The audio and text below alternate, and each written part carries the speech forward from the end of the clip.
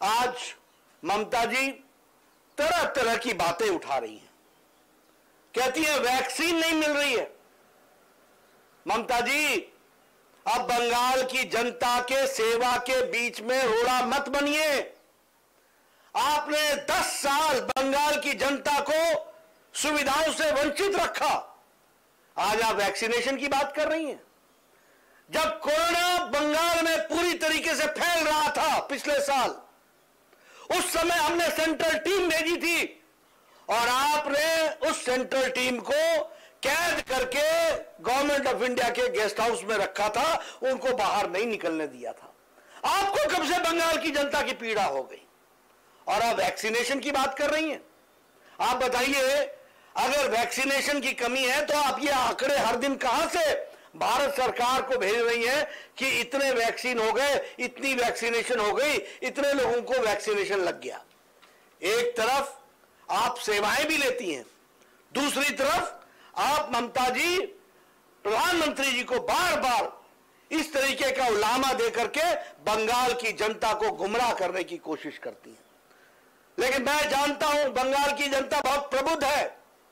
आपकी हर बात को उसने नकार दिया है। आपने कहा बाहरी भीतरी, बंगाल की जनता ने तय कर लिया कि बाहरी आप हो, क्योंकि आप बंगाल की संस्कृति को नहीं देखती। हम बंगाल की संस्कृति का आदर रख करके चलने वाले लोग हैं। आपने कहा कि हम शासन कर रहे हैं।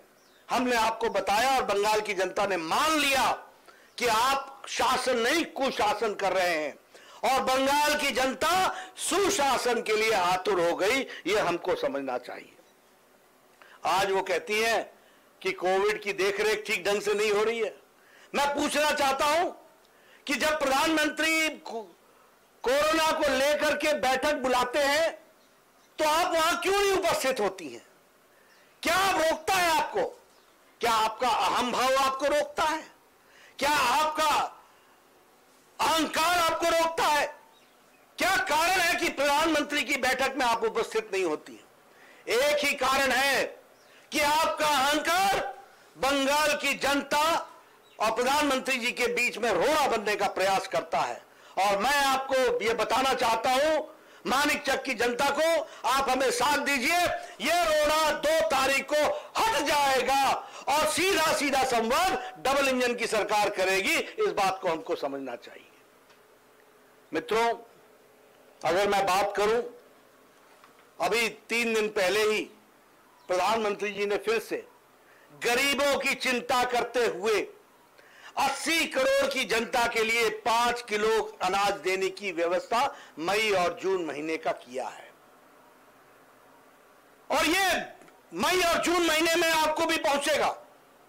मुझे खुशी है कि मई महीने के प्रथम सप्ताह में हमारी सरकार बन जाएगी, इसलिए ये सुविधा बंगाल की जनता को मिल जाएगा और चौल चोर को जवाब मिल जाएगा। जिन लोगों ने चौल चोर किया था उनको भी जवाब मिल जाएगा। यह हमको समझना चाहिए।